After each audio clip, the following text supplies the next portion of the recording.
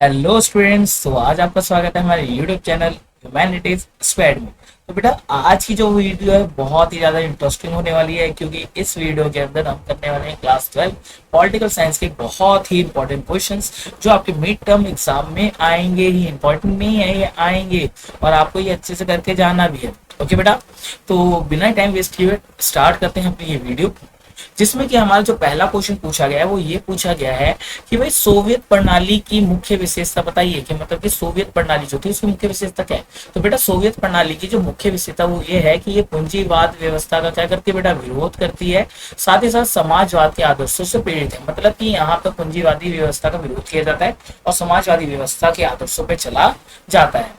दूसरी चीज ये बताई गई है कि सोवियत प्रणाली नियोजित अर्थव्यवस्था है, मतलब कि यहाँ की सारी चीजें क्या है बेटा, प्लानिंग के साथ की गई थी। तीसरी चीज है यहाँ पे किसका दबदबा, कम्युनिस्ट पार्टी का। कितने ईयर्स तक बेटा, 72 ईयर्स तक यहाँ पे इनका दबदबा था। साथ ही साथ विकसित डेवलप्ड इकोनॉमी है, क्या है बेटा, प्लान एंड डेवलप्ड इकोनॉमी है, कहाँ की, सोवियत प्रणाली की। साथ ही साथ बोला गया है कि इसकी एक विशेषता ये भी है कि यहाँ की संचार व्यवस्था बहुत ही अच्छी होती है। और साथ ही साथ ये भी बताया गया है कि विशाल ऊर्जा संसाधन जैसे कि खनिज तेल, लोहा, इस्पात, ये सारी चीज यहाँ पे अवेलेबल थी। कहने का मतलब ये है कि जो हमारी सोवियत प्रणाली है बहुत ही अच्छी थी, जिसके अंदर हमारे पास अच्छे क्या है बेटा, हम यहाँ पे कौन सी समाजवादी आदर्शों पे चलते हैं। यहाँ पे हमारे पास प्लान्ड इकोनॉमी है, कम्युनिस्ट पार्टी है, यहाँ पे डेवलप इकोनॉमी है, कम्युनिकेशन सिस्टम बहुत अच्छा है और यहाँ पे रिसोर्सेज भी हमारे पास बहुत सारे हैं। साथ ही साथ ये भी बताया गया है कि दूर दराज के इलाके से आवागमन, मतलब कि ट्रांसपोर्टेशन, ट्रैवल करने में हमें कोई दिक्कत नहीं हुई, क्योंकि यहाँ पर बेहतर व्यवस्था की गई है उसके लिए। साथ ही साथ उन्नत उपभोक्ता उद्योग है, कहने का मतलब यहाँ पे पिन से लेके कार तक सारी चीजें बनाई जाती थी। साथ ही साथ ये भी बताया गया है कि यहाँ पे न्यूनतम जीवन स्तर की सुविधा, मतलब कि जो एक सिटीजन, जो एक व्यक्ति की जो बेसिक नीड है वो सारी चीजें यहाँ पे अवेलेबल करवाई गई थी। साथ ही साथ यहाँ पे कोई भी बेरोजगार नहीं था, यहाँ पर स्वास्थ्य सुविधाएं थी, शिक्षा मिल्कियत के रूप में थी, तथा साथ ही साथ बोला गया उत्पादन के साधनों का जो नियंत्रण था वो किसके हाथ में था बेटा, राज्य के हाथ में था। तो यहाँ पे आपको अगर आपसे कोई क्वेश्चन पूछे कि भाई सोवियत प्रणाली की मुख्य विशेषता या सोवियत संघ की मुख्य विशेषता, तो आपको ये पॉइंट्स लिखने हैं। और आपका जो ये क्वेश्चन है वो आ सकता है आपको 4 नंबर या 2 नंबर के अंदर। ओके बेटा, चलिए ये जो अपना क्वेश्चन है अपने फर्स्ट चैप्टर से ही है और पूछा गया है सोवियत संघ के विघटन के प्रमुख कारण, मतलब कि देखिए यूएसएसआर। ओके बेटा, इसका डिसइंटीग्रेशन कब हुआ, 1991 में। तो पूछा गया कौन से रीजन है जिससे कि क्या हुआ, उसका एंड हुआ, विघटन हुआ, पतन हुआ। देखो बेटा, पहला क्या है, पहले नागरिकों की राजनीतिक और आर्थिक आकांक्षाओं को पूरा न कर पाए। तो बेटा, सोवियत संघ के विघटन का जो पहला कारण है, महत्वपूर्ण कारण, वो ये है कि भाई जो सोवियत संघ की जो गवर्नमेंट थी ना, वो यहाँ की नागरिकों की राजनीतिक और आर्थिक आकांक्षाएं, जो सपने थे, वो पूरे नहीं कर पाई। दूसरी चीज है, सोवियत प्रणाली पर नौकरशाही का शिकंजा था। कहने का मतलब है जो यहाँ के ब्यूरोक्रेसी लोग थे उन्होंने सोवियत प्रणाली को अपने हाथ में ले रखा था। तीसरी चीज है बेटा कम्युनिस्ट पार्टी। देखो सीधी सी बात है, एक चीज कि जब 72 ईयर्स तक इन्होंने रूल किया, क्या क्या बेटा, रूल किया, और ये कोई चेंजेस नहीं ले पाए, तो बेटा ये कमी है ना। देखो अगर हमारी कंट्री इंडिया के अंदर क्या होता है, हर 5 ईयर्स के अंदर इलेक्शन होते हैं, नई गवर्नमेंट आती है, तो वो अलग अलग काम करती है, अलग अलग गवर्नमेंट, इससे हमारा डेवलप होता है। पर यहाँ पे क्या हुआ, एक ही पार्टी का वर्चस्व प्रभुत्व बना रहा। साथ ही साथ बोला गया संसाधनों का अधिकतम प्रयोग कहाँ, परमाणु होता है। देखो आपको पता है कोल्ड वॉर, शीत युद्ध चल रहा था। कौन सा युद्ध बेटा, शीत युद्ध चल रहा था। अब उस समय हमारे पास 2 ग्रुप थे, एक तो अपना अमेरिका कैपिटलिस्ट और दूसरा अपना क्या है बेटा, यूएसएसआर की बात कर रहे हैं। किसकी, यूएसएसआर की बात कर रहे हैं। तो यूएसएसआर ने अपना सारा पैसा कहाँ पे लगा दिया बेटा, बम बनाने में लगा दिया। इसमें बेटा बम बनाने में इन्होंने लगा दिया, परमाणु बम। ओके, फिर बोला गया है यहाँ पे प्रौद्योगिकी और बुनियादी ढांचे पश्चिम के मुकाबले पीछे हो गए। अब देखो एक चीज और है, आप मुकाबला कर रहे हो, पर जब आपके नागरिकों को पता चलता है कि जो कॉम्पिटिट जिससे आप कर रहे हो वहां से टेक्नोलॉजी और जो बेसिक स्ट्रक्चर है उससे आप पीछे रह गए, तो कहीं ना कहीं लोगों के मन में क्या आता है, अंकुश आ जाते हैं, जो कि एक क्या है बेटा, समस्या है। तो ये कारण बन जाते हैं जिससे कि हमारा क्या हुआ, सोवियत संघ का पतन हुआ। साथ ही साथ बोला गया है रूस की प्रभुत्ता। देखो बेटा, यूएसएसआर के अंदर कितनी कंट्रीज थी, 15। अब उसके अंदर जो सबसे ज्यादा पावर दी गई थी, डोमिनेशन था, वो था रशिया, जिससे कि जो 14 कंट्रीज थी वो क्या थी, अपसेट थी। एक रीजन ये हो। साथ ही साथ बोला गया गुर्बाचेव द्वारा किए गए सुधारों का विरोध। अब देखो बेटा क्या हुआ, गुर्बाचेव वो बंदे हैं जो 1985 में आए थे, काफी रूल में, काफी यूएसएसआर में। वो दो चेंजेस आते हैं, एक ग्लासनोस्ट लाते हैं और दूसरा पेरेस्ट्रोइका लाते हैं। ये दोनों इकोनॉमिक चेंजेस थे। क्या थे बेटा? Economic changes. पर इससे कोई बेनिफिट नहीं हुआ और लोगों ने इनके चेंजेस का विरोध भी किया, जिसके कारण हमें कहीं ना कहीं पता चलता है कि भाई ये भी एक रीजन था जिससे कि सोवियत संघ का पतन हुआ। अगला बोला है अर्थव्यवस्था गतिरोध व उपभोक्ता वस्तु की कमी। कहने का मतलब है कि हमारी जो अर्थव्यवस्था गतिरोध मतलब कि कोई ना कोई बाधा या उपभोक्ता वस्तुओं में कमी आ गई। ठीक है। अगला सर बोलो राष्ट्रवादी भावनाएं और सार्वभौमता की इच्छा का अभाव। मतलब कि हमें देखने को क्या मिल रहा है कि भाई अब लोगों के अंदर जो राष्ट्रवादी भावना है वो कम हो गई है। साथ ही साथ सोवियत प्रणाली क्या होकर सत्तावादी होगी। कहने का मतलब ये अपने बारे में सोच रहे हैं जो रूलर्स है और किसी के बारे में सोच रहे हैं। साथ ही साथ ये भी बोला गया पार्टी का जनता के प्रति जवाबदेह ना होना, अकाउंटेबल नहीं थी गवर्नमेंट। तो बेटा ये जो सारे रीजन है, देखो जैसे कि भाई देखो इन्होंने पहला क्या किया, अपने जितने भी पैसे थे, ठीक है, अपने जितने भी रुपीज थे उसे इन्वेस्ट कहाँ कर दिया बेटा? न्यूक्लियर बॉम्ब्स में। इसमें न्यूक्लियर बॉम्ब्स में। दूसरा है यहाँ पे वन पार्टी सिस्टम हो गया। क्या हो गया? वन पार्टी सिस्टम, जो कोई चेंज नहीं ला पाई। फिर हमारे गुर्बाचेव है, कौन है बेटा? गुर्बाचेव। कोई चेंजेस का फायदा नहीं हुआ। फिर बोला गया कि भाई यहाँ पे रशिया को डोमिनेट दे दिया गया था, जिससे दूसरी कंट्रीज क्या थी? अपसेट थी। और यहाँ की जो रूलिंग गवर्नमेंट थी, जो रूल गवर्नमेंट थी वो भी अकाउंटेबल नहीं थी। तो ये बेटा रीजन हो जाते हैं जिसके कारण किसका एंड हुआ बेटा? हमारे यूएसएसआर का एंड होना स्टार्ट हो गया। देन इसके बाद जो नेक्स्ट क्वेश्चन है बेटा वो ये है कि सोवियत संघ का जब एंड हो गया, देखो 1991 में क्या हुआ? सोवियत संघ का एंड हो गया। तो इसके बाद के परिणाम क्या है? What is the consequences of the Soviet union, disintegration of Soviet union. Okay, तो देखो बेटा, तो 1945 से 1991 तक जो कोल्ड वॉर चल रहा था वो क्या हो गया? खत्म हो गया। बिल्कुल सही। दूसरा हथियारों की ओर जो हम निकल रहे थे ना आगे, जो अमेरिका से हम यूएसएसआर निकलना चाहता था हथियारों की होड़ में, वो खत्म हो गई। अगला है विचारधाराओं की लड़ाई। क्या होगी बेटा? अंत हो गया। सोवियत संघ का टूटने से नए देशों का उदय हुआ। बिल्कुल। रशिया सोवियत संघ का उत्तराधिकारी बन गया।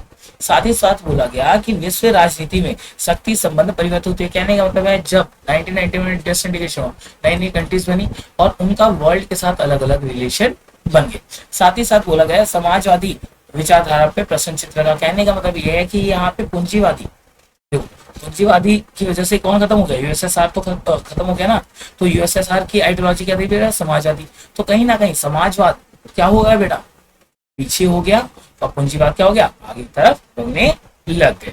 मतलब कि पूंजीवाद पावरफुल, ताकतवर हो गया और समाजवाद क्या हो गया बेटा? बिल्कुल सही, वीक हो गया। अब ये जो अपने पास पॉइंट्स थे ये है बेटा हमारे सोवियत संघ के पतन के परिणाम। तो आपसे जब पूछा जाए तो आपको यही बताना है। ठीक है बेटा। अब एक क्वेश्चन और है, ये बहुत इंपॉर्टेंट क्वेश्चन है, ध्यान रखिए। इसमें बोला है शॉक थेरेपी से क्या अभिप्राय है? तो शॉक थेरेपी क्या होती है बेटा? तो बोला गया है शॉक थेरेपी का शाब्दिक अर्थ होता है आघात पहुंचा के उपचार करना। क्या होता है बेटा? आघात करके उपचार पहुंचाना करना।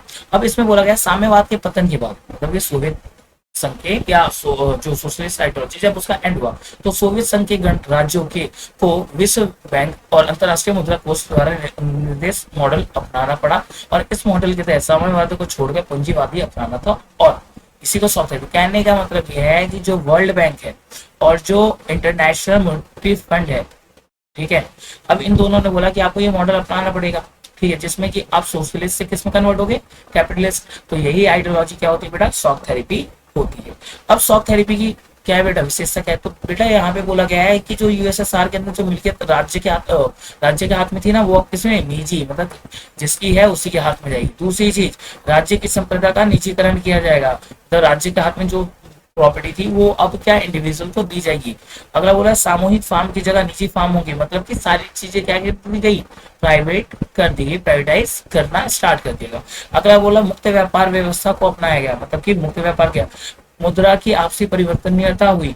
साथ ही साथ पश्चिमी देशों की आर्थिक व्यवस्था से जुड़ा हुआ, मतलब कि जो वेस्टर्न कंट्री जिससे अब तक लड़ाई हुई थी हम उनसे अब क्या हो गए? बॉन्ड में आ जाते हैं। साथ ही साथ बोला है पूंजीवाद के अतिरिक्त किसी भी भूगोल वैकल्पिक व्यवस्था को स्वीकार नहीं किया जाएगा। कहने का मतलब यह है, बोला इसमें यह भी है कि भाई पूंजीवाद ही हम एक्सेप्ट करेंगे, उसके अलावा किसी और चीज को या किसी और कंट्री को हम फॉलो नहीं कर सकते हैं। तो ये है बेटा इसकी मुख्य विशेषता। अब देखो बेटा शॉक थेरेपी जो है इसके परिणाम क्या लिख लिए?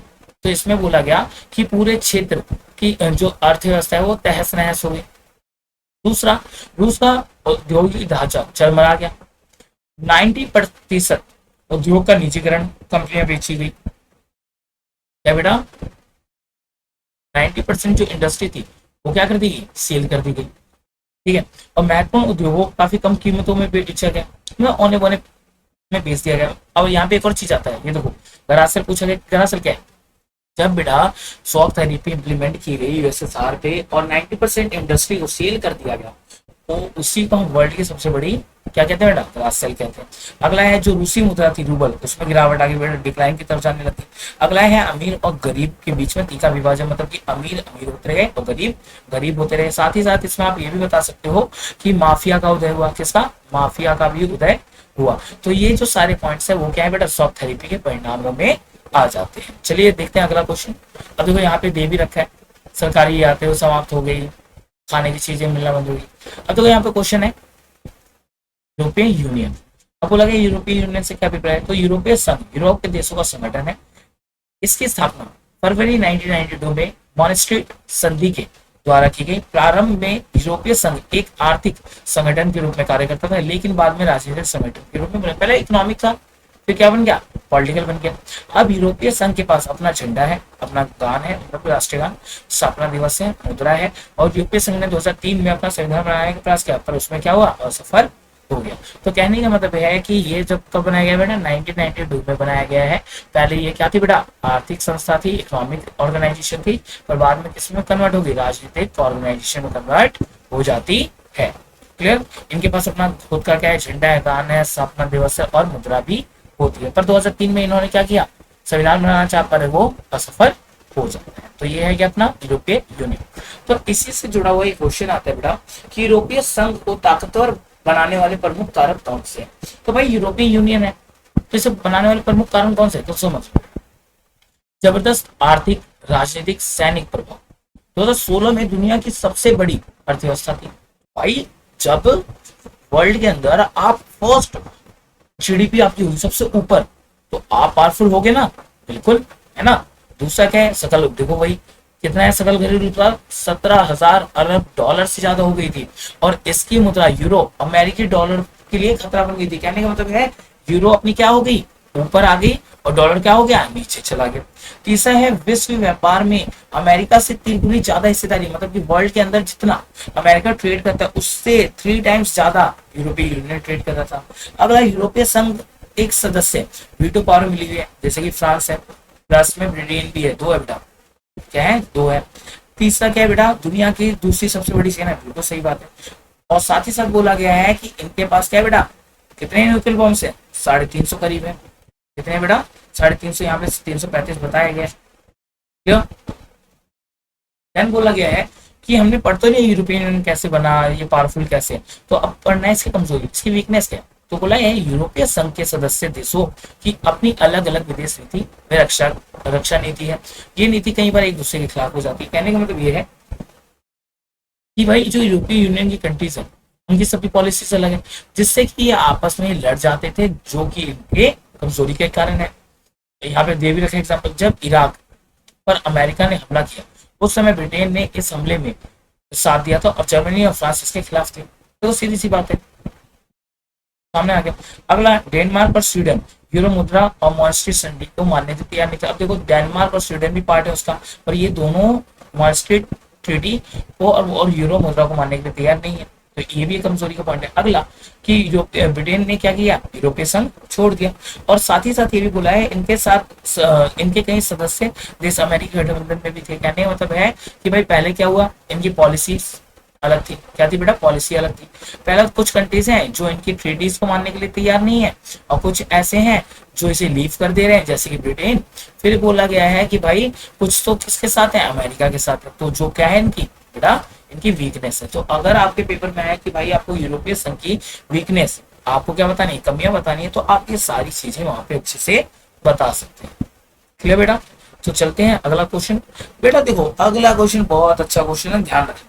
अब बेटा यहाँ पे क्या है, यहाँ पे आसियान की स्थापना कब हुई। आसियान के बारे में सुना होगा आपने, बहुत अच्छा क्वेश्चन आता है इससे। और इसके दृष्टिगत देखो बेटा, आसियान दक्षिणी पूर्व एशियाई राष्ट्रों का एक संगठन है और आसियान की स्थापना 1967 में हुई। तब 1967 में, और 5 देशों ने बैंकॉक घोषणा पत्र पे साइन किया और तब जाके इसे क्या किया भाई, बनाया गया। अब देखो बेटा हमारे पास शुरू के जो है पहले है, अब कौन से, Indonesia, Malaysia, Philippines, Singapore, Thailand. इसे हम याद कर सकते हैं स्टिम्प से, इससे स्टिम्प से याद कर सकते हैं। तो एम से, एस से क्या हो गया बेटा सिंगापुर, टी से क्या हो गया थाईलैंड, आई से क्या हो गया इंडोनेशिया, एम से क्या हो गया मलेशिया, और पी से क्या हो गया फिलीपींस। ऐसे याद कर लो। और बाद में जुड़े जो देश हैं वो क्या है, वो नहीं है दरुसलाम कह सकते हैं, वियतनाम, लाओस, म्यांमार और कंबोडिया। तो ऐसे हम कर सकते हैं विमल के डी। तो वी से क्या है वियतनाम, एम से क्या हो गया म्यांमार, सी से क्या हो गया बेटा बताओ बताओ कंबोडिया, ए से क्या हो गया बताओ, सॉरी लाओस हो गया,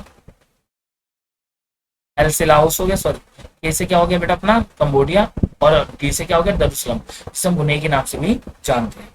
तो विमल केडी, विमल न्यू और स्टिम ओल्ड। ओके, अब इसके बाद बोला गया है कि भाई आसियान के उद्देश्य क्या है। तो बेटा आसियान ग्रुप का ये मकसद है कि हम सबका आर्थिक विकास तेजी से हो, हम सब अपना सामाजिक और सांस्कृतिक विकास करें, कानून और शासन को सुधारें, और साथ ही साथ हम यूएनओ के सभी रूल्स और रेगुलेशन फॉलो करें और विश्व के अंदर शांति बनाए रखें। तो ये इसके क्या है बेटा मुख्य उद्देश्य।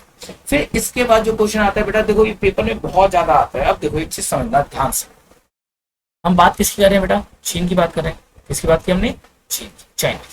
तो चाइना के डेवलपमेंट के रीजंस पूछे गए है ना, कि डेवलपमेंट तेज गया। तो बेटा हुआ क्या कि चीन ने ना 1972 में अमेरिका के साथ संबंध बना के अपने राजनीतिक और आर्थिक विकास तोड़ दिया। मतलब 1972 से पहले ये अमेरिका से ट्रेड नहीं करता था, व्यापार बातचीत कुछ नहीं। वैसे बोला अगर डेवलपमेंट करना है तो हमें तो पावरफुल कंट्रीज के साथ रिलेशन बनाने पड़ेंगे, तो इन्होंने बनाए, जिसके कारण इनका ग्रोथ होना स्टार्ट हो, पहली चीज। फिर क्या होता है 1973 में प्रधानमंत्री जो थे चाओ एन लाई, कृषि, प्रयोग, सेवा, औद्योगिक क्षेत्र का आधुनिकीकरण कर दिया। मतलब 4 क्षेत्र थे, ठीक है, उनका क्या कर दिया आधुनिकीकरण। तीसरा 1978 में तत्कालीन नेता लिंग शाओपिंग चीन की आर्थिक सुधार और खुलेपन की नीति को घोषणा की, मतलब ओपन डोर पॉलिसी। 1982 में क्या हुआ, खेती का निजीकरण किया गया। 1998 में क्या हुआ, उद्योगों का निजीकरण, प्लस में इन्होंने क्या बनाया, सेज नाम की पॉलिसी बनाई। क्या बनाई, सेज बना ली। और साथ ही साथ चाइना 2001 में क्या हुआ बेटा, किसका बन गया पार्ट, विश्व व्यापार संगठन का। तो ये जो सारे पॉइंट्स हैं आपको ध्यान में रखने हैं, और ये जो सारे पॉइंट्स हैं इसी के कारण हमारा चाइना का इकोनॉमिक ग्रोथ हुआ है। क्लियर, ओके बेटा आगे चलते हैं। अब देखो बेटा, अब पूछा गया है कि आसियान के प्रमुख 3 स्तंभ। तो बेटा पहला कौन सा है, पहला है बेटा सुरक्षा समुदाय, तीसरा है दूसरा है आर्थिक, और तीसरा है सामाजिक और सांस्कृतिक। को पहले में क्या है कि उन्होंने बोला है कि हम सुरक्षा बनाए रखेंगे भाई अपनी, ठीक है। दूसरा इसी में बोला है कि भाई हम साथी बनाए रखेंगे और हमेशा बातचीत के मार्ग से हम क्या करेंगे, सारी चीजों को सॉल्व करेंगे। दूसरा क्या है बेटा, दूसरे आर्थिक समुदाय बोलता है कि हम व्यापार को बढ़ावा देंगे जिससे कि हमारी जीडीपी बढ़े। क्या बढ़े बेटा, जीडीपी बढ़े। और साथ ही साथ इससे हमारा जो रिलेशन है, क्या बेटा रिलेशन जो संबंध है वो भी अच्छे रहेंगे। साथ ही साथ तीसरा जो समुदाय है वो ये कहता है कि सामाजिक सांस्कृतिक समुदाय वो ये कहता है कि हम एक दूसरे की जो कल्चरल और सोशल है उन सारी चीजों की क्या करेंगे, रिस्पेक्ट करेंगे, और साथ ही साथ हम एक दूसरे को प्रमोट भी करेंगे। क्या करेंगे, प्रमोट करेंगे, जिससे वर्ल्ड लेवल पे हमारा एक नाम और एक ओहदा बने, जिससे कि आसियान पावरफुल बन सके। ठीक है बेटा। इसके बाद क्वेश्चन आता है बेटा, आसियान क्षेत्रीय मंच की स्थापना कब हुई और उसके उद्देश्य क्या है। देखो बेटा, मंच की स्थापना कब हुई, 1994। इसका उद्देश्य क्या है, आसियान देशों की सुरक्षा बनाए रखो, मतलब आपस में ना लड़े। दूसरा, आसियान देशों की विदेशी नीति में तालमेल बनाए रखे, मतलब कि आसियान देश आपस में क्या बने, विदेश नीति बनाए रखे, तो वो ज्यादा बेटर है हमारे लिए, है ना। तो विदेश नीति बनाए रखना। फिर बोला गया है आसियान विजन 2020 से आपका क्या अभिप्राय। देखो बेटा, एक चीज ध्यान रखना, ये क्वेश्चन इंपॉर्टेंट है, ध्यान रखिएगा, ठीक है, तो ध्यान रखना इसे। अब देखो बेटा, 2020 तक 2020 तक इन्होंने क्या सोचा, इन्होंने सोचा कि भाई अंतरराष्ट्रीय समुदाय भाई आसियान की बहुमुखी भूमिका होगी। कहने होता है ये सभी अंतरराष्ट्रीय संगठनों के साथ अच्छे से तालमेल बैठाएगा और 2020 तक ये भी एक अंतरराष्ट्रीय समुदाय बनेगा। ठीक है। दूसरा बोलता है विजन में कि टकराव की जगह हम कौन सा बातचीत का मामला अपनाएंगे, कौन सा बातचीत। हम लड़ाई नहीं करेंगे, हम बातचीत से उन चीजों को सॉल्व करेंगे। जैसे कि कहाँ का, कंबोडिया का करवाया और पूर्वी तिमोर का। जैसे कि और क्या है इसमें बेटा, ये आर्थिक विकास करेंगे अपना अच्छे से, ये सभी देशों के साथ अपने जो रिलेशन है वो अच्छे बनाए रखेंगे। तो ये जो सारी चीजें हैं वो इनके विजन के अंदर आती है। आई होप आप लोगों को अच्छे से समझ आ रहा होगा। ठीक है बेटा, तो ये सारे क्वेश्चन अच्छे से करने हैं, ध्यान रखिएगा। अब देखो बेटा क्वेश्चन है और बहुत तगड़ा क्वेश्चन है। अब क्या है बेटा, इसमें बोला गया है जापान को सत्ता के नए केंद्र के रूप में क्यों देखा जाता है, इसकी विशेषता बताइए। अब सॉरी, अब बेटा इसमें बोला गया यूरोपीय यूनियन है, आसियान है, चाइना है, तो पर जापान को क्यों देखा था, तो बोला गया है देखो जापान एशिया महाद्वीप के पूर्व में स्थित एक द्वीपीय देश है, बिल्कुल आइलैंड कंट्री है।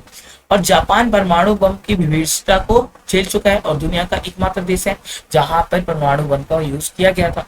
जापान के संविधान के अनुच्छेद 9 के अनुसार अंतर्राष्ट्रीय विवादों को सुलझाने पे बल प्रयोग का हमेशा के लिए त्याग का वर्णन किया गया। कहने का मतलब है कभी भी कुछ होगा तो हम लड़ाई नहीं करेंगे। और जापान सत्ता के नए केंद्र रूप में देखा जाता है क्योंकि ये तेजी से उभरती अर्थव्यवस्था बेटा, बहुत ही तेजी से ये डेवलप हो रही है। साथ ही साथ बोला गया है जापान G7 में शामिल एकमात्र एशियाई देश है। G7 के अंदर जापान ही इन्वॉल्व है, उसके अलावा एशियन कंट्री में कोई भी इन्वॉल्व नहीं है। जापान के पास प्राकृतिक संसाधन काफी कम है, लेकिन कच्चे माल का आयात करता है, क्या करता है, कच्चे माल का आयात करता है। और देखो प्राकृतिक संसाधन ना होने के बाद उसकी जो टेक्नोलॉजी बहुत अच्छी है। देखो सोनी, पैनासोनिक, होंडा, सुजुकी, ये क्या है बेटा, ये जापानी ब्रांड है। ठीक है, ये जापान में बने हुए क्या बेटा ब्रांड्स है जो आज पूरे वर्ल्ड के अंदर बहुत ज्यादा फेमस है। साथ ही साथ 1964 में इन्होंने OECD के सदस्य बन गए। और जापान अर्थव्यवस्था में विश्व में आज अब कौन से नंबर पे, 4th नंबर पे है, क्योंकि 3rd पे तो इंडिया आ गया ना। अब इसके बाद बोला है आबादी के लिहाज से जापान विश्व का 11वां बड़ा देश है और संयुक्त राष्ट्र में क्या देता है भाई, अपना फंड भी देता है। तो बेटा ये जो सारे रीजंस है वो बन जाते हैं कि भाई एक ऐसी कंट्री जिसमें रिसोर्सेज नहीं है, टेक्नोलॉजी, ये सारी चीजें, तब भी बहुत अच्छा काम कर रहा है, छोटी सी कंट्री होके भी। तो इसीलिए इसे एक नए सत्ता के केंद्र के रूप में देखा जाता है। तो बेटा क्वेश्चन ये आता है कि पाकिस्तान में लोकतंत्र के स्थायी ना रह पाने पे क्या करना है। अब देखो बेटा क्वेश्चन पूछा गया कि हर जगह डेमोक्रेसी हो जा रही है पर पाकिस्तान के अंदर क्यों नहीं रहती। तो पहला रीजन है बेटा यहाँ की सेना, धर्मगुरु और भूस्वामी अभिजनों का दबदबा। कहने का मतलब ये है कि यहाँ पे पाकिस्तान के अंदर सेना, जो धर्मगुरु होते हैं, जो नॉमिनेटेड मतलब रिच जो लोग होते हैं, उनका दबदबा है और वो लोग नहीं चाहते कि डेमोक्रेसी है, क्योंकि डेमोक्रेसी आएगी तो इनके अगेंस्ट भी काम होगा, इनके लिए भी रूल्स बनेंगे जो कि ये नहीं चाहते। ठीक है, पहली चीज। दूसरा बेटा भारत के साथ तनाव पूर्ण संबंध रहने के कारण पाकिस्तान में सेना समर्थन समूह अधिक शक्तिशाली है। कहने मतलब है कि देखो इंडिया के साथ रिलेशन क्या है भाई, खराब है पाकिस्तान के। तो अब पाकिस्तान के लोग चाहते हैं कि हमारी आर्मी ही रूल करे, उन्हें गवर्नमेंट पे ट्रस्ट नहीं है। तीसरा कि यहाँ पे जितनी भी पॉलिटिकल पार्टी वो क्या बेटा ट्रस्ट है, मतलब कि करप्ट है, क्या बेटा करप्ट है। फिर इसके बाद बोला गया कि भाई पाकिस्तान में लोकतांत्रिक शासन को चलाने के लिए अंतर्राष्ट्रीय समर्थन भी प्राप्त नहीं है, क्योंकि अमेरिका व पश्चिमी देश अपने स्वार्थ की पूर्ति के लिए सैनिक शासन बढ़ावा देते हैं। कहने का मतलब है कि भाई अंतर्राष्ट्रीय स्तर पर भी इन्हें सपोर्ट नहीं मिलता, जिसके कारण क्या होता है बेटा, बिल्कुल सही, यहाँ पर डेमोक्रेसी नहीं रहती। साथ ही साथ यहाँ पे जो मीडिया है उसे भी पूरी आजादी नहीं दी गई है, जिसके कारण यहाँ पर क्या नहीं होता बेटा, डेमोक्रेसी स्टैब्लिश नहीं हो पाती। तो ये जो जितने भी रीजंस है ये आपको याद करने हैं, पेपर में लिख के आना है। ओके, अगला क्वेश्चन बेटा बहुत ही मजेदार क्वेश्चन है, देखो समझो, बस हम पढ़ लेंगे तो हमें समझ आएगा। देखो क्या है बेटा, इसमें बोला गया है यूएनओ, एक में पूछा गया है कि हमें नीड क्यों है, एक में पूछा गया इसके एम बता दो या ऑब्जेक्टिव्स बता दो। ठीक है, तो अब दोनों को समझते हैं। देखो बेटा अब एक एक करके समझते हैं। देखो आवश्यकता इसलिए है, विश्व में कुछ समस्या ऐसी हैं जिसका निपटारा कोई एक देश नहीं कर सकता, ऐसे में हमें अंतर्राष्ट्रीय संगठन की जरूरत होगा। अब सीधी बात है, हर प्रॉब्लम को जो कॉन्फ्लिक्ट होगा वो हम थोड़ी ना सॉल्व कर पाएंगे, दूसरे लोग भी करेंगे ना, नहीं वो भी नहीं कर पाएंगे। तो इसलिए हमें एक ऑर्गेनाइजेशन चाहिए, और कौन सी ऑर्गेनाइजेशन, बिल्कुल यूएनओ है। ओके, अगला है विभिन्न देशों के बीच में झगड़ा सुलझाने के लिए हमें चाहिए, विश्व के अंदर शांति स्थापित करने के, और विश्व में जो लड़ाई होती है देशों के बीच उसमें समझौता या संधियां ट्रीटी करने के लिए भी हमें किसकी जरूरत है बेटा, बिल्कुल सही, यूएनओ की जरूरत पड़ती है। अब आता है क्वेश्चन बेटा, अंतरराष्ट्रीय संगठन के उद्देश्य बताइए। तो बेटा पहला ही अपना उद्देश्य है अंतरराष्ट्रीय झगड़ों को रोकना, शांतिपूर्ण माहौल में रखना, एक दूसरे का सहयोग करना, शत्रुता मतलब कि एनिमी कम बनो भाई, अपना आपस में विकास करो और विभिन्न देश से अंतरराष्ट्रीय संधि और समझौते करने में। कहने का मतलब है देखो, अगर नीड पूछा जाए ठीक है वो आप लिख सकते हो, ये अगर ऑब्जेक्टिव पूछे तो लिख सकते, अब दोनों में मिक्स करके भी लिख सकते हैं बेटा। वहां के क्वेश्चन पूछेगा तो देखो दोनों के आंसर सेम निकलते हैं, ठीक है, तो आप लिख सकते हो दोनों ही, ठीक है। मतलब कि अगर आपसे पूछ लिया जाए अंतरराष्ट्रीय संगठन का उद्देश्य तो आवश्यकताएं भी लिख सकते हो, अगर आपसे कोई आवश्यकता हो तो उद्देश्य भी लिख सकते हो बेटा, ध्यान रखिएगा ये चीज। इसके बाद आता है बेटा, ये देखो यूएनओ है, यूएनओ के अंदर हमें अगर परमानेंट मेंबरशिप चाहिए तो हमें हमारे पास क्या क्या चीज होनी चाहिए। तो बोला गया, देखो मैं एक क्वेश्चन को बता देता हूँ। देखो बोला जाता है इंडिया के पास सारी चीजें, मेंबरशिप नहीं है, पर क्वेश्चन ऐसा पूछ सकता है कि इंडिया भारत को यूएनओ के अंदर स्थायी सदस्यता मिलनी चाहिए, आप इसके फेवर में अगेंस्ट। तो हम लिखेंगे हाँ भाई फेवर में। क्यों है भाई फेवर में? देखो बेटा इंडिया क्या है बेटा, आर्थिक शक्ति वाला बड़ी कंट्री है, इसकी हमारी सेना बहुत अच्छी है, हमारी आबादी तो भाई फर्स्ट है ना। फिर बोला गया है कि हम लगातार बजट देते रहते हैं यूएनओ के अंदर, हम लोकतंत्र का क्या करते हैं, सम्मान करते हैं, और हमारे देश का जो भूगोल, अर्थव्यवस्था और संस्कृति के लिहाज से विविधता की नुमाइंदगी करते हैं। साथ ही साथ इसमें बोला गया है हम ह्यूमन राइट्स, इसकी बेटा ह्यूमन राइट्स, जिसे हम हिंदी में कहते हैं मानवाधिकार, क्या कहते हैं बेटा, मानवाधिकार क्या करते हैं, सपोर्ट करते हैं। तो ये जो सारी चीजें हैं वो इंडिया भी करता है या कोई दूसरी कंट्री भी करता है, तो उसे कहाँ पे मेंबरशिप देनी चाहिए बेटा, सिक्योरिटी काउंसिल के अंदर मेंबरशिप देनी चाहिए। कहाँ पे? सिक्योरिटी काउंसिल के अंदर मेंबरशिप देनी चाहिए। कहाँ के? बिल्कुल सही, हमारे यूएनओ के अंदर। अब देखो बेटा जो अगला क्वेश्चन थोड़ा सा अच्छा है, थोड़ा सा अच्छा, क्योंकि बहुत सारे बच्चे कंफ्यूज होते हैं, पर कंफ्यूजन आज हट जाएगी पूरी। अब बोला गया है यहाँ पे कि भाई संयुक्त राष्ट्र संघ को एक ध्रुवीय विश्व में अधिक प्रासंगिक बनाने के उपाय। अब देखो प्रासंगिक क्या होता है, रेलिवेंट, मतलब कि क्या हमारा जो यूएनओ है टाइम टू टाइम काम करता है, क्या रेलिवेंट है या नहीं है, चेंजेस करता है नहीं करता। तो देखो इसमें बोला गया है हाँ भाई है, क्योंकि शांति संस्थापक आयोग की इसने क्या किया, गठन किया, जिससे विश्व के अंदर शांति बनी रहे। दूसरा मानवाधिकार, जिससे कि सभी लोग क्या कर सके, बिल्कुल मानवाधिकार की रक्षा करें और क्या सम्मान करे। अगला बोला है सशस्त्र विकास लक्ष्य, मतलब कि हम आने वाले सालों में क्या करने वाले हैं उसके बारे में।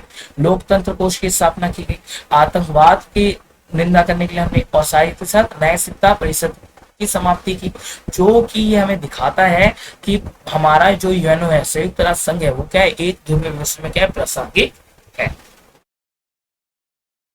ठीक है बेटा।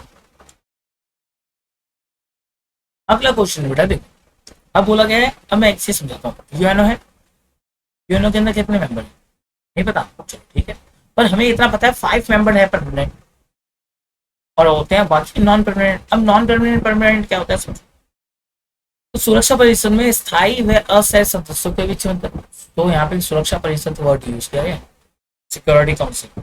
तो बोला है स्थायी सदस्य कौन से होते हैं बेटा, स्थायी सदस्य होते हैं जो हमेशा के लिए चुने जाते हैं, मतलब उनका इलेक्शन एक ही बार होता है और हमेशा के लिए। इनके पास क्या होता है बेटा, वीटो स्पेशल पावर होती है।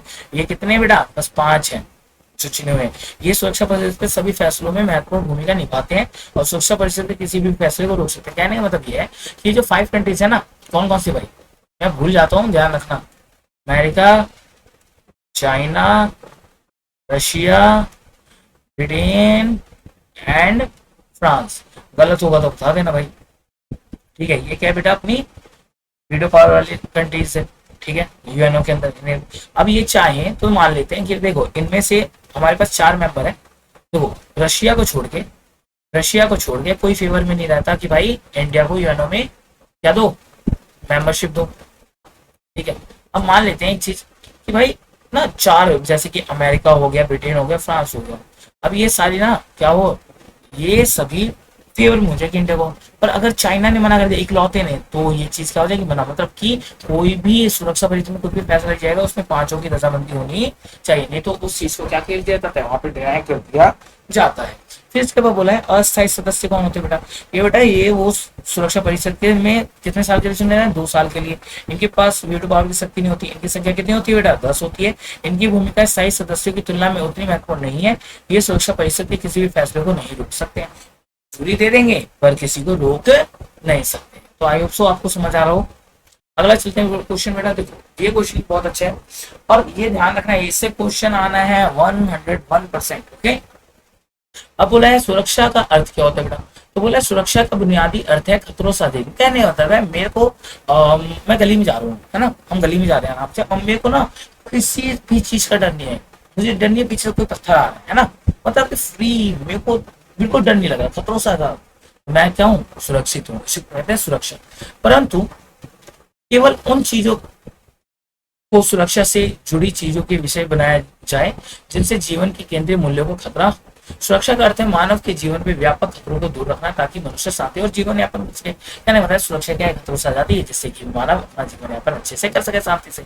अब बोला गया है कि हमारे पास सुरक्षा की दो धारणाएं होती हैं, टू टाइप्स ऑफ सिक्योरिटी। पहला होता है बेटा ट्रेडिशनल, जिसे हम कहते हैं पारंपरिक, और दूसरे को कहते हैं गैर पारंपरिक, नॉन ट्रेडिशनल। अब देखो बेटा इसमें क्या होता है, पारंपरिक में क्या होता है, पारंपरिक में देखो बेटा किसी स्टेट, पर्टिकुलर स्टेट या पर्टिकुलर कंट्री को ही दिक्कत होती है, और यहाँ पे दो तरह के खतरे होते हैं। वो दो तरह के खतरे क्या है बेटा, एक होता है बाहरी, दूसरा होता है आंतरिक। एक होता है इंटरनल और होता है एक्सटर्नल। बेटा एक्सटर्नल क्या है, देखो कोई भी हम पे हमला कर सकता है, जनसंहार, ठीक है, शक्तिकरण। कहने का मतलब ये है कि यहाँ पे हम बात कर रहे हैं कि भाई यहाँ पे जो लोग हैं, ठीक है, वो क्या कर सकते हैं, बाहर के देशों से हमें खतरा होता है। दूसरा है आंतरिक।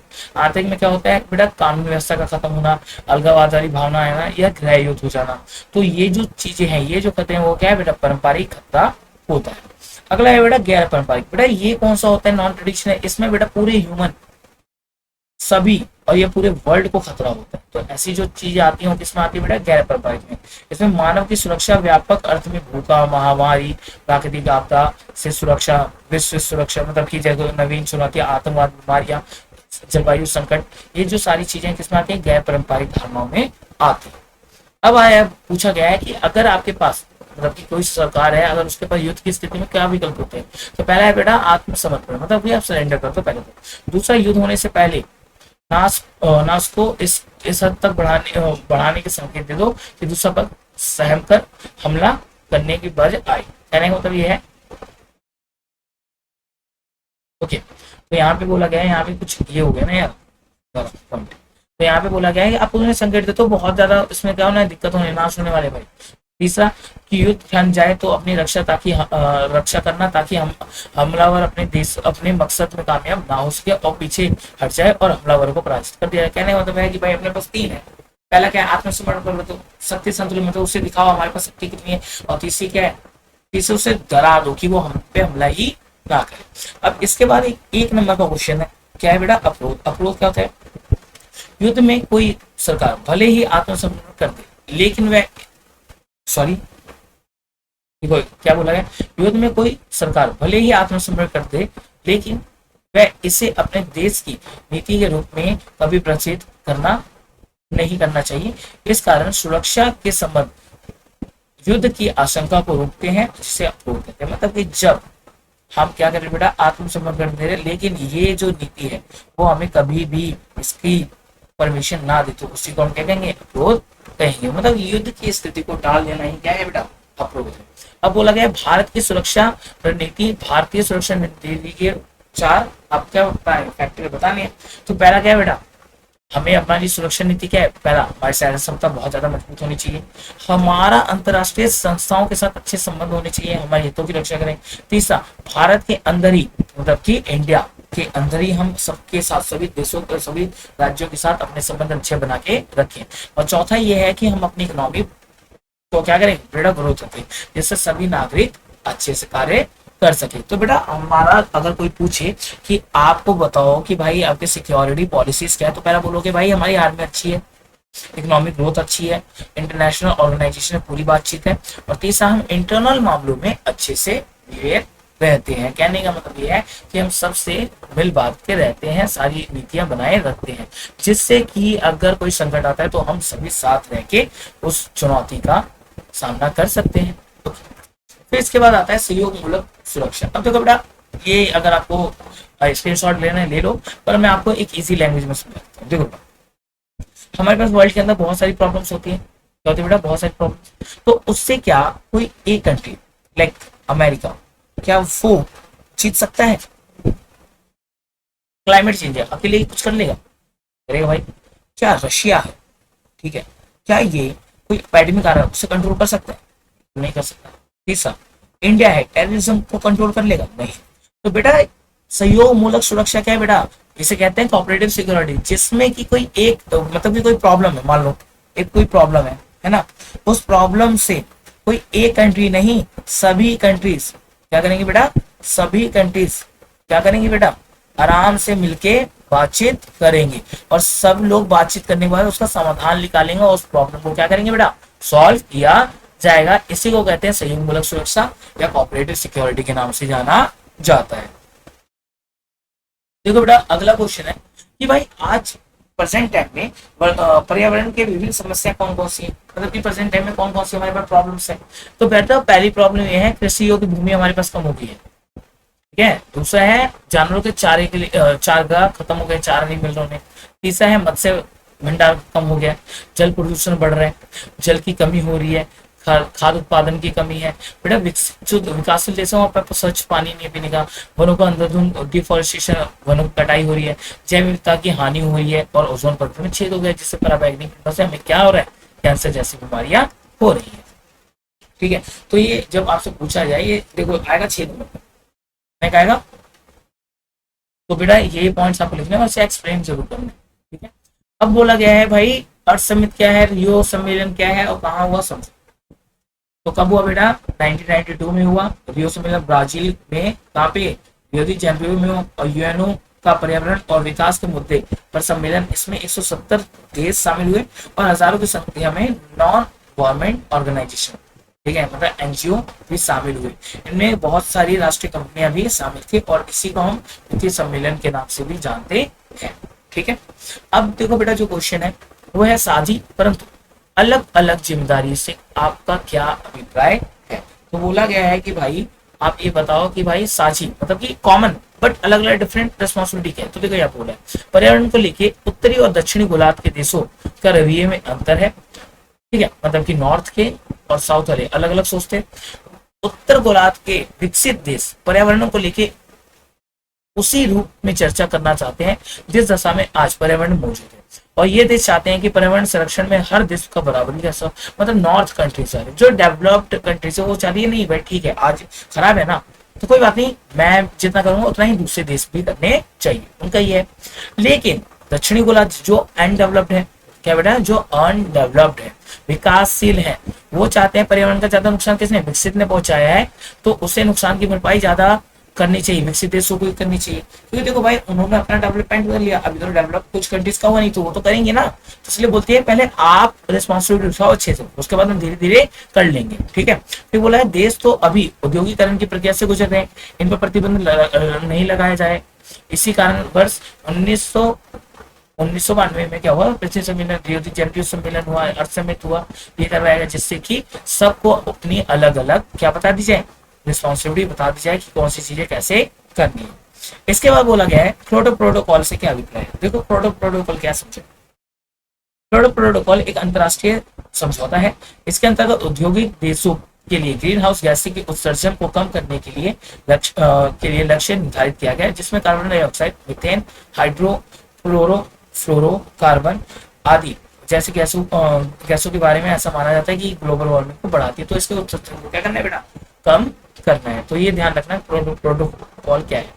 अब इसके बाद बोला गया, देखो हमने बात करी इसकी एनवायरनमेंट की, तो बात कर रहे हैं ना, तो एनवायरनमेंट के लोग के भाई भारत सरकार का क्या रवैया है, मतलब कि क्या कर रही है। तो भारत अपनी नेशनल ऑटो फ्यूल पॉलिसी में बदलाव किया उसने, जिससे कि क्या हो कि हमारा पॉल्यूशन कम।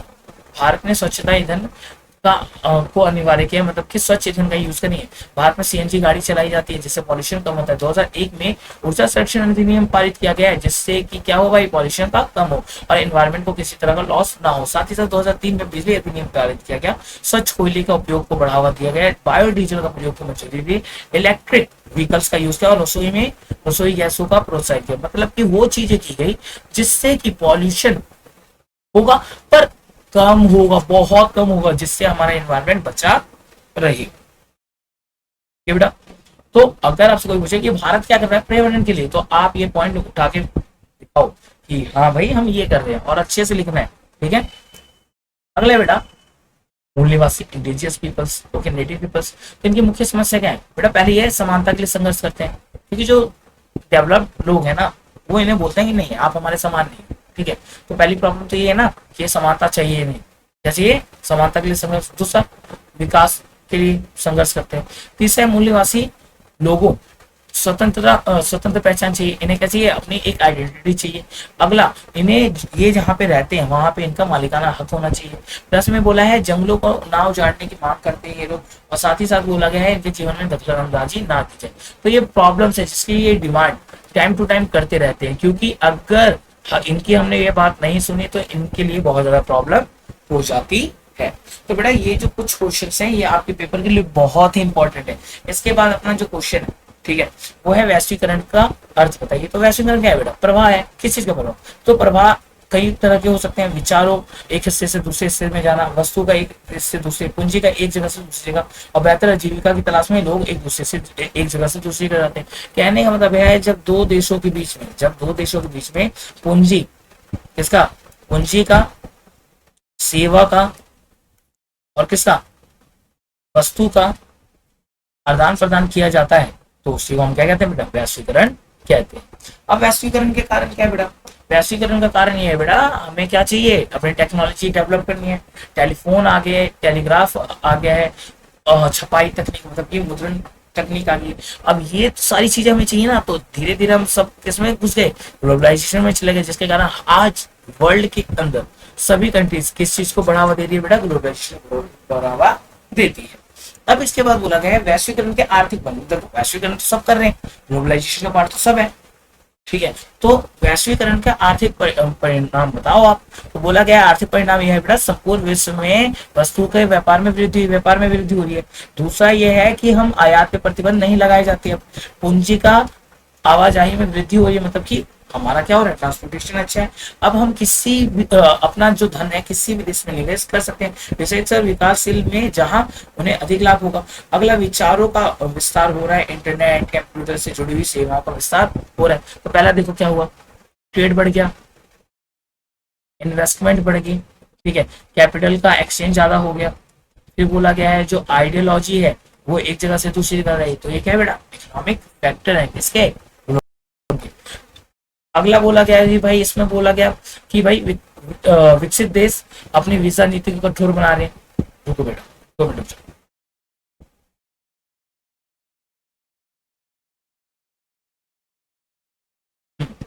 अब देखो इसका परिणाम क्या है कि भाई अपने जो हम विकसित देश है वो क्या कर रहे हैं? वीजा नीति को कठोर बना रहे हैं। कुछ क्या हो रहा है बेटा? निजीकरण और पूंजीवाद को बढ़ावा मिल रहा है, लाखों लोग को रोजगार मिल रहा है, और बाजार में कंपटीशन बढ़ा है, और कंपटीशन बढ़ता है तो प्रॉफिट कैसे होता है? बिल्कुल सही, सिटीजन्स को तो होगा ना। अगला देखो ये था आर्थिक, अब आता है राजनीतिक। अब राजनीति में क्या है बेटा? राज्य की जो क्षमता थी उसमें कमी आ गई। पहला प्रभाव ये देखना, मतलब ठीक है काम थोड़ा सा कम हो गया। राज्य अब मुख्य कार्य जैसे कानून व्यवस्था बनाना, सुरक्षा तक ही सीमित है। अब बाजार या आर्थिक व सामाजिक प्राथमिकताओं पर मुख्य निर्धारक है। राज्य की प्राथमिकता बरकरार है तथा उसे वैश्वीकरण से कोई खास चुनौती नहीं मिलती है। साथ ही साथ बोला गया है वैश्वीकरण के कारण आधुनिक प्रौद्योगिकी के बूते राज्य अपने नागरिकों के बारे में सूचना जुटा सकता है और उनके बारे में अच्छे से सारी चीजें पता कर सकता है। तो ये जो सारी चीजें होंगी वो किसके हैं बेटा? राज्य की हैं। अब बोला गया है सांस्कृतिक प्रभाव होता। तो देखो बेटा सीधी सी बात है, हम धीरे धीरे वेस्टर्नाइज हो रहे हैं, हम बाहर की चीजें खाना पसंद ज्यादा करते हैं, पहनावा, हम लोगों की संस्कृति का हम क्या करें? एक्सचेंज कर रहे हैं। हम क्या करें?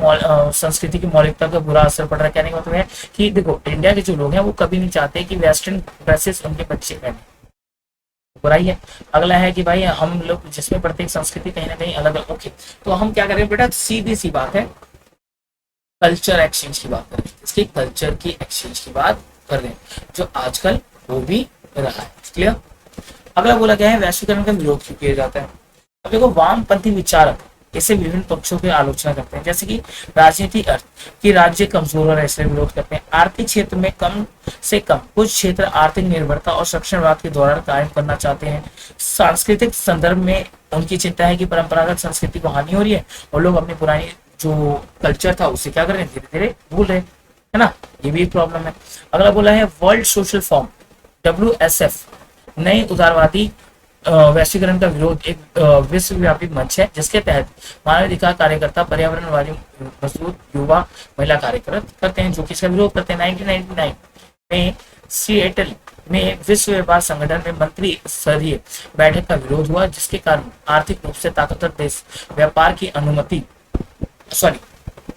की अनुचित तौर तरीका का विरोध करते, मतलब कि अलग अलग समय पे अलग अलग ऑर्गेनाइजेशन के थ्रू वैश्वीकरण का विरोध किया गया है।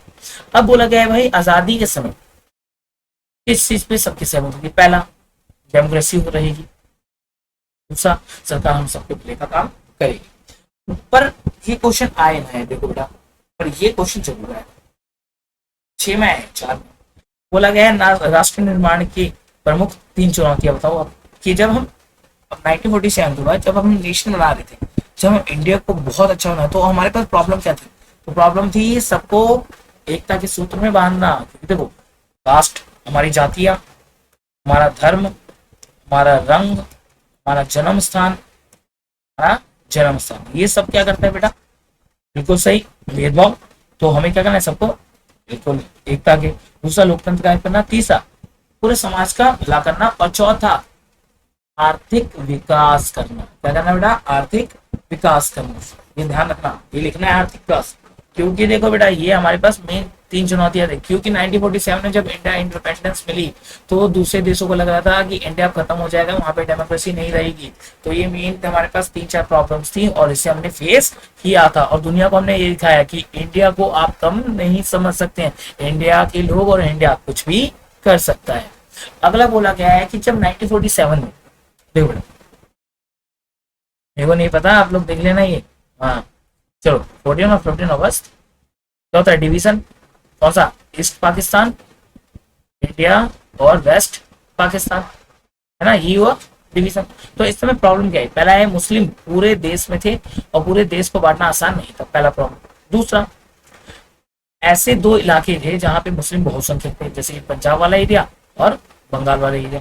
दोनों इलाके मिलकर जोड़ना बहुत मुमकिन नहीं था, बिल्कुल मुमकिन नहीं था। सभी मुस्लिम पाकिस्तान जाने को तैयार नहीं थे। कुछ लोग बोलते थे हम इंडिया में रहेंगे, पर वो तो ऐसा था ना कि जो मुसलमान है वो कहाँ रहेगा? पाकिस्तान। और जो हिंदू है वो कहाँ? इंडिया के अंदर रहेगा।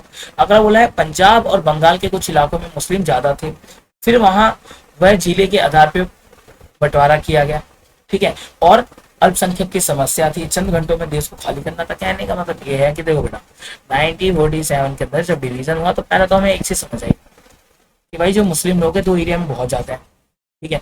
दूसरी चीज ये है कि भाई हमें डिवीजन करना इतना आसान नहीं है। तीसरी चीज ये है कि जो माइनॉरिटीज हैं, कौन है माइनॉरिटीज, उनके लिए दिक्कत है।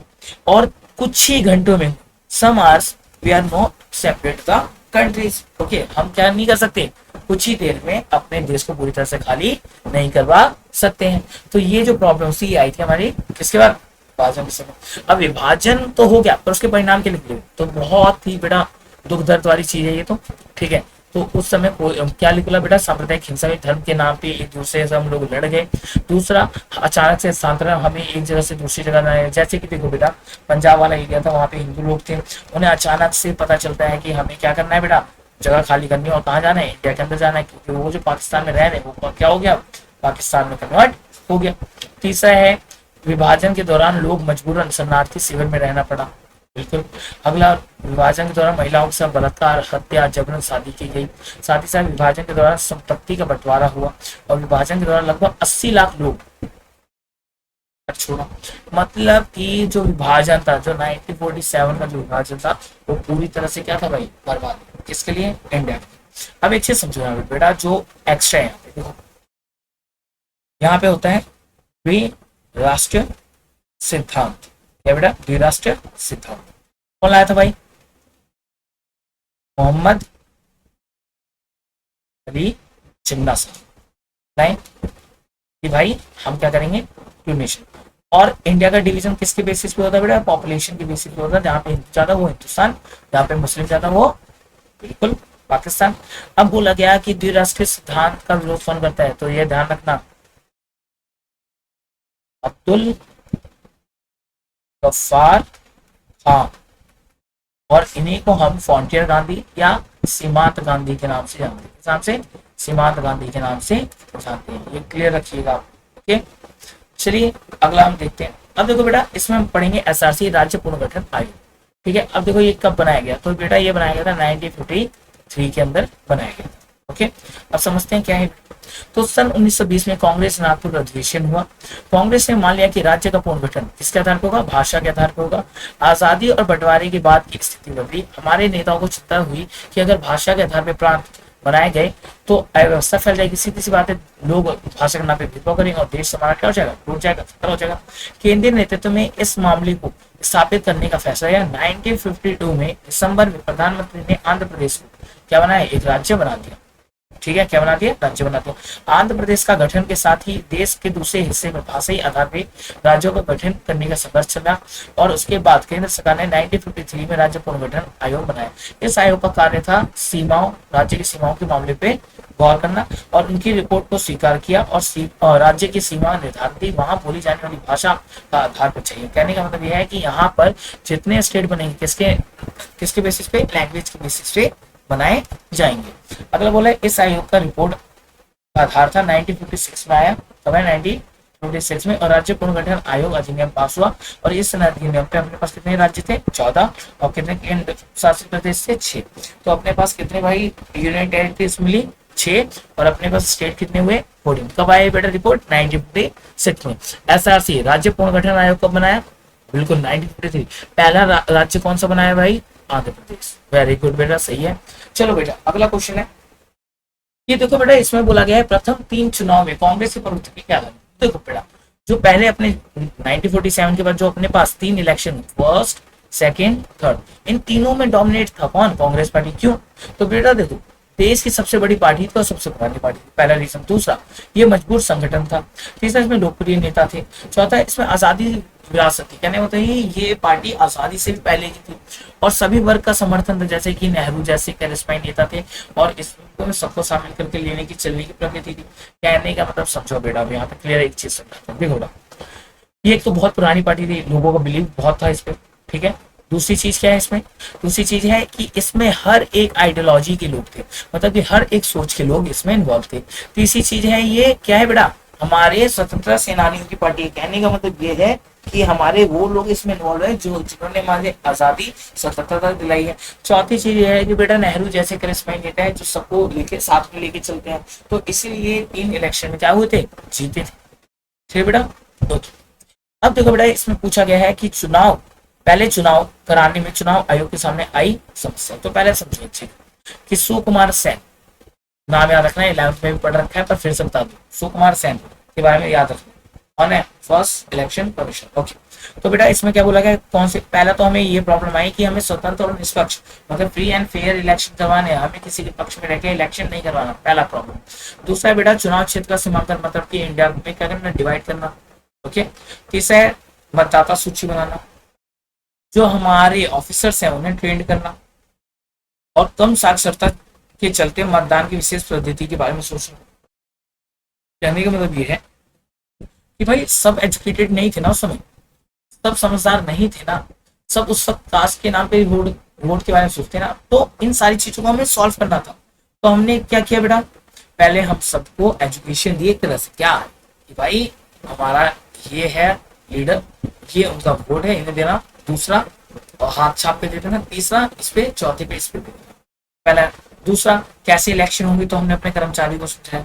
और पढ़े लिखे लोग नहीं थे, विशेष पद्धति, कौन सी पद्धति थी भाई, FPTP सिस्टम, क्या कहते हैं, फर्स्ट पास थी पोस्ट सिस्टम। ओके, सर्वाधिक मत पाने वाली प्रणाली। ओके, फिर हमने क्या किया, पूरे देश का क्या किया, सीमांकन किया। ठीक है, मतदाता सूची करने में जो बाधाएं उन्हें सॉल्व किया, और फिर स्वतंत्र और निष्पक्ष चुनाव करवाए गए। ठीक है बेटा,